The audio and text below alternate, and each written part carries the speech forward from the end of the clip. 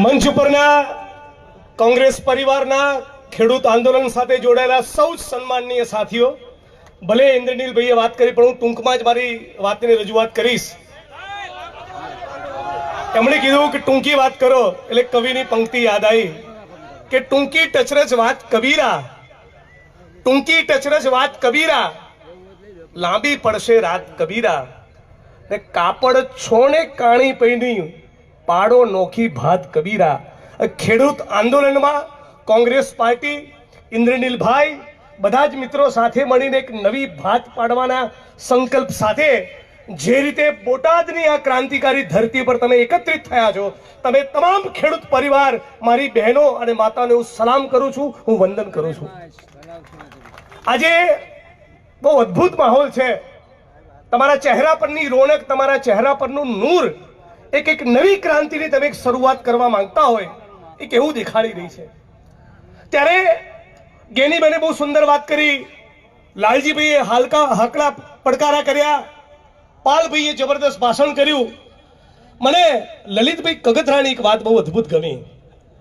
આજે લલિતભાઈ એમના ભાષણમાં કીધું કે હે મારા ગુજરાતની જનતા, હે મારા ગુજરાતના ખેડૂતો, હું લલિત હતો, એમાંથી લલિતભાઈ થયો, પછી લલિત કાકા થયો, હવે લલિત દાદા થવું ત્યાં સુધી રાહ ના જુઓ, એના માટે હાથ જોડવા તમને આવ્યા છીએ. ઇન્દ્રનીલભાઈએ એમની વાતમાં કહ્યું કે આપણે ચૂંટણી ટાણે જ્ઞાતિ અને ધર્મમાં વેચાઈ જઈએ છીએ.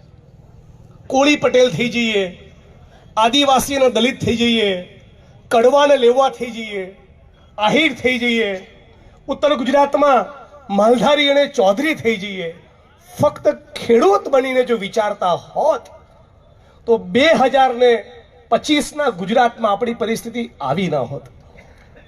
કોર્ટમાં જ્યારે કેસ ચાલતો હતો ત્યારે શહીદ આઝમ ભગતસિંહને પૂછ્યું કે ક્રાंति क्या है, ત્યારે ભગતસિંહે કીધેલું कि क्रांति से हमारा मतलब है किसानों और मजदूरों के हाथ में सत्ता, सत्ताना केंद्रमा ખેડૂત અને શ્રમજીવી મજદૂર હોવો જોઈએ. આ લોકોએ ધીમે ધીમે કરીને 25-30 વર્ષના શાસનમાં ખેડૂતોનું બોર્ડ ફિનિશ કરી નાખ્યું. ક્યાંયના રેવા ના દીધા, દિલ્હીમાં જઈને ડંફાસ ઠોકે, યુપી અને બિહારમાં ભાષણ કરે નરેન્દ્રભાઈ અને કે આ ખેડૂતોની આવક હું ડબલ કરવાનો છું. આ લાલજીભાઈએ કીધું એ પ્રમાણે તમારા ભાવ તો જુઓ. એ આપણી શું કંગાલિયત છે, સાવ આપણને પૂરા કરી નાખ્યા. નકરી આખા ગુજરાતના 250 તાલુકામાં જ્યાં જુઓ ત્યાં ખોટી માપણી. મારું ખેતર તમારામાં બોલે, તમારું લાલજીભાઈમાં બોલે, લાલજીભાઈનું અમિતભાઈમાં બોલે, અમિતભાઈનું વસરામભાઈમાં બોલે. આવો વિકાસ હોય? આ તમારું શાસન છે? અને આટલું ઓછું હતું એમ તમે બોટાદમાં જે પ્રમાણે ખેડૂતોને માર્યા છે, આ તમારા બાપનો દેશ છે? હે, તમે ખેડૂતોને શું સમજો છો? 2 દિવસ પછી સરદાર વલ્લભભાઈ પટેલની જન્મ જયંતિ છે. સરદાર ગાંધી અને સરદારનું ગુજરાત એમ કરીને આખા દેશમાં તમે ભાષણ કરો છો. સરદાર વલ્લભભાઈ પટેલનું ચરિત્ર કેવું ઉજળું હતું, અને આ માણસનું ડાચું જોયું હોય 56 ઇંચ વાળાનું. હે, હું ઘણી વાર બેઠા બેઠા આપણે વિચાર કરીએ કે સ્વતંત્રતાના સેનાનીઓના તમે ચહેરા વિચારો. મૌલાના આઝાદ, ડોક્ટર ભીમરાવ બાબા સાહેબ આંબેડકર, રામાસ્વામી પેરિયાર અને જ્યોતિબા ફૂલે, ગાંધી અને સરદાર, ઇન્દુલાલ યાજ્ઞિક, રવિશંકર મહારાજ. આ કોનું ગુજરાતનો, કોનો દેશ? અને આ શું ફૂટેલી કારતૂસોને માથે બેસાડી છે? 25-30 વર્ષથી આ ચોરોને માથે બેસાડ્યા. હવે તો ગુજરાતીઓ જાગો. ઇન્દ્રનીલભાઈની આ કૃષક મુવમેન્ટનો મૂળ વિચાર એ છે કે સુરતમાં, બરોડામાં, રાજકોટમાં જે પ્રમાણેનું ઇન્ફ્રાસ્ટ્રક્ચર દેખાય છે એ આપણા ગામડા સુધી પહોંચવું જોઈએ. ખેડૂત, ખેતી અને ગામડાને બરબાદ કરીને તમે જે વિકાસ કર્યો છે એ કોઈ પણ સંજોગોમાં કૃષક આંદોલન અને કોંગ્રેસ પાર્ટી ચલાવવાની નથી. એ ડંકાની ચોટ ઉપર તમને કહેવા આવ્યા છીએ.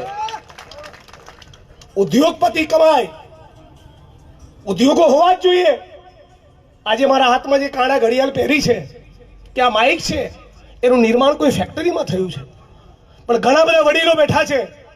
કોંગ્રેસની સરકાર હતી, ઉચ્છંગરાય ઢેબરે આજ સૌરાષ્ટ્રમાં 12 લાખ એકર એટલે કે 25 લાખ વીઘાથી વધારે જમીન પટેલ સમાજ અને ગણોતિયાઓને આપી.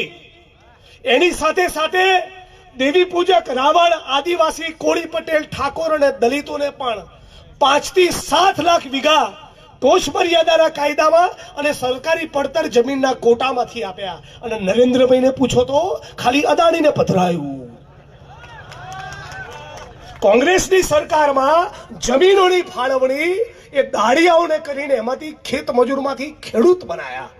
કોંગ્રેસની સરકારમાં જમીન મળતી આર્મીના નિવૃત્ત જવાનોને, નાના અને સીમાંત ખેડૂતોને, દલિત, આદિવાસી, ઓબીસી અને પટેલોને. અને નરેન્દ્રભાઈની સરકારમાં જમીનો મળી અદાણીને, અંબાણીને, એસઆરને, રિયલ એસ્ટેટના માફિયાઓને અને ફક્ત પૂંજીપતિ ઉદ્યોગપતિઓને. તો આ બે વિચાર અને બે પાર્ટી વચ્ચેનું અંતર તમારે સમજવાનું છે. આજે લાંબી વાત નહીં કરું, આપ સૌને એટલું કહીને મારી વાણીને વિરામ આપું છું કે જે લલિતભાઈએ કીધું, ઇન્દ્રનીલભાઈ કહ્યું, મંચ ઉપરના તમામ સાથીઓએ કીધું, ચૂંટણી વખતે મહેરબાની કરીને ભૂલી જજો કે તમે કડવા અને લેવા પટેલ છો. ચૂંટણી વખતે મહેરબાની કરીને ભૂલી જજો કે તમે ગઢવી અને ચારણ છો, તમે દલિત અને આદિવાસી છો. ફક્ત ખેડૂત તરીકે તમારું હિત વિચારશો તો 2027નું ગુજરાત એ જુદું ગુજરાત હશે. આની મને પાક્કી ખાતરી છે. આજે ખેડૂત એ બોટાદની ધરતી પર જે હુમલાનો ભોગ બન્યો, એ જ ખેડૂત જોડેથી મારી એક અપેક્ષા છે, તમને ટેકાના ભાવ તો મળવા જ જોઈએ. કરા પડે, અતિવૃષ્ટિ થાય, પાક તમારો બરબાદ થાય, એનું વળતર મળવું જ જોઈએ. ખોટી માપણી રદબાતલ થવી જ જોઈએ. પણ તમે જ્યારે તમારી પર બોટાદની પોલીસ હુમલો કરે અને તમે જ્યારે કહેતા હો છો ખોટું થયું, ત્યારે હે બોટાદવાસીઓ, તમારે એ પણ કહેવું પડે કે 17 વર્ષના આર્યન નામના મુસ્લિમ છોકરાને બોટાદની પોલીસે કસ્ટડીમાં 8 દિવસ નગ્ન કરીને માર્યો. એ પણ અમે બોટાદવાસીઓ ચલાવવાના નથી. આવું જે દિવસે કહેશો એ દિવસે આ દેશમાં બંધારણ લાગુ પડશે. આવું જે તમે કહેશો ત્યારે લાગશે કે ખરેખર હજી થોડાક લોકો રવિશંકર મહારાજ, ઇન્દુલાલ યાજ્ઞિક, ભગતસિંહ અને બાબા સાહેબ આંબેડકરમાં માનનારા પડ્યા છે. આપણે સાથે મળી જાતિ અને ધર્મનું કુંડાળું તોડી ખેડૂત તરીકે એક થઈએ, કૃષક આંદોલનને મજબૂત કરીએ, કોંગ્રેસને મજબૂત કરીએ, બહારથી આવનારા નાટકીયાઓને ઓળખીએ તો 2027નો દિવસ જુદો હશે. જય ભીમ, જય ભારત, જય સંવિધાન, જય કોંગ્રેસ.